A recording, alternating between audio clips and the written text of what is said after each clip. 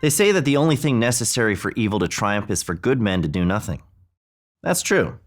But here's a slight twist for our times.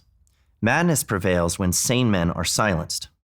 I'm Seth Dillon, CEO of the Babylon Bee, the definitive source of fake news you can trust. If the past couple of years have taught us anything, it's that bad ideas taken seriously have catastrophic consequences.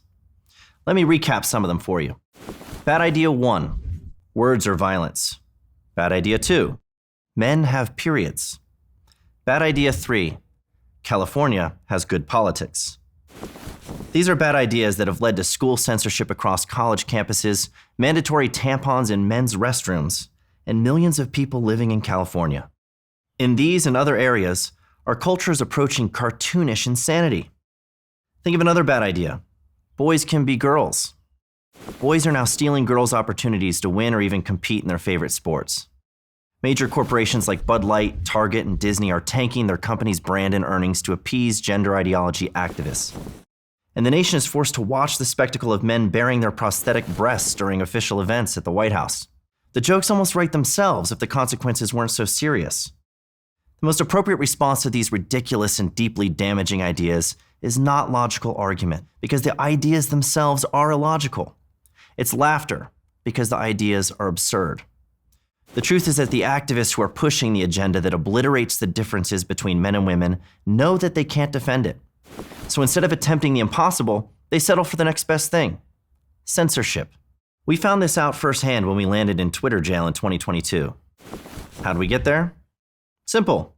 We mocked USA Today for tapping Department of Health and Human Services Admiral Rachel Levine as its Woman of the Year. As you probably already know, Admiral Levine is a man who identifies as a woman, which made USA Today's choice dubious at best. So in response, we named Admiral Levine our pick for Man of the Year.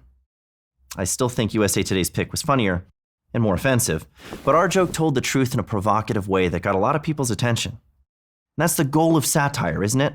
Humor is a vehicle for truth delivery. It gets past people's defenses more effectively than any argument. Satire exposes foolish ideas by emphasizing their absurdity. G.K. Chesterton said it best: humor can get in under the door while seriousness is still fumbling at the handle. Of course, not everybody wanted in on the joke. Seizing on the opportunity, far-left activists called on Twitter to silence us. And that's exactly what happened. Citing its hateful conduct policy, Twitter blocked us from posting any content on the platform for 8 months. This incident was among the reasons that convinced Elon Musk to buy Twitter, now X, and restore its long-lost reputation as a platform for free speech. Yet even as Musk continues his overhaul of X, the crusade of censorship marches on. Enter the state of New York, which recently passed its so-called online hate speech law. The law forces social media networks to create a system for users to report violations of state-dictated content moderation policies that rely on vague terms like hateful conduct. It gets worse. Under New York's law, these same networks must then endorse and publish New York's definition of hateful conduct on their platforms, even if they disagree with that definition. Sites that allow comments, including the Babylon Bee, would be commandeered as enforcement tools for the state censorship program. Government officials cannot bypass the First Amendment by forcing Americans to censor themselves. That's tyranny. Yet that's exactly what they're trying to do in New York. Thankfully, UCLA constitutional law professor and prominent legal blogger Eugene Volokh, along with social media networks Rumble and Locals, are challenging this law in court. With the help of Alliance Defending Freedom, the Babylon Bee has filed a friend of the court brief supporting Professor Volokh's case. While the courts sort out this challenge, we're going to keep on telling jokes.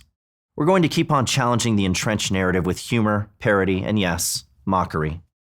The one thing we won't do is make a tyrant's job easy by silencing ourselves. And neither should you. Find more cases like this at adflegal.org/freedom matters. Before you go, click like on this video and subscribe to this channel so you never miss an episode.